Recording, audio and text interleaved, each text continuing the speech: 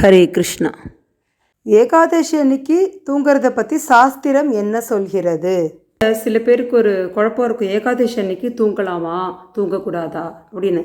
எல்லோரும் வைகுண்ட ஏகாதசி அன்னைக்கு தான் தூங்கக்கூடாதுன்னு நினைக்கிறா. பட் எல்லா ஏகாதசிக்குமே தூங்கக்கூடாது.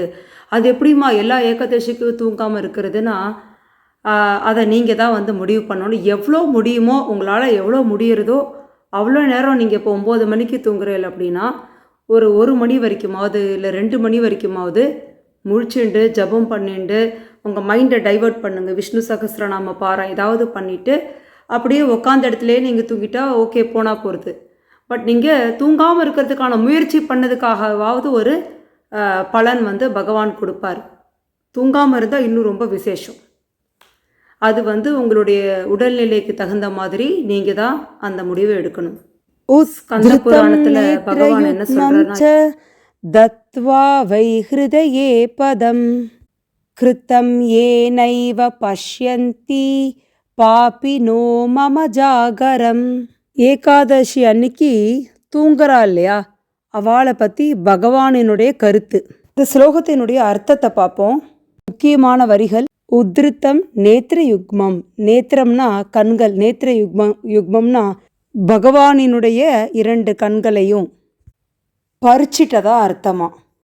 எப்போ நம்ம ஏகாதசி இல்லைன்னா எந்த ஹரிவாசர தினத்தன்னைக்கும், கிருஷ்ண ஜென்மாஷ்டமியோ ராமநவமியோ அன்றைக்கி நம்ம தூங்கிட்டோம் அப்படின்னா இதுதான் அர்த்தமா. திரும்பியும் அதை நான் சொல்ல விரும்பலை. தத்வாவை ஹிருதயே பதம். ஹிருதயே இதயம், பதம் பாதம், தத்வா என்னுடைய பகவானினுடைய மார்பில் காலை வச்சதா அர்த்தமா. 2வது வரியை பார்ப்போம். கிருத்தம் ஏ நைவ பஷ்யந்தி. பஷ்யந்தினா பார்க்கறது, அதாவது நம்ம பார்க்காம தூங்குகிறோம், பகவானை தரிசிக்காமல் நம்ம தூங்கின்னு இருக்கோம் இல்லையா. ஸோ நைவ பஷ்யந்தினா கண்ணால் பார்க்கல. நைவ மீன்ஸ் பார்க்கலன்னு அர்த்தம். தூங்குகிறோம். அதை மம ஜாகரம். ஜாகரம்னா கண் விழிக்கிறது. ஸோ மமனா என்னை பார்க்காம கண் விழிக்காமல் தூங்குறவனை பாப்பினோ மம ஜாகரம். பாப்பிங்கிறார். பாப்பினா பாவம் பண்ணவன் அப்படிங்கிறார். பகவானுடைய நெஞ்சில் மிதித்து அவருடைய 2 கண்ணையும் பிடுங்கின மாதிரி அவர் ஃபீல் பண்ணுவாராம்.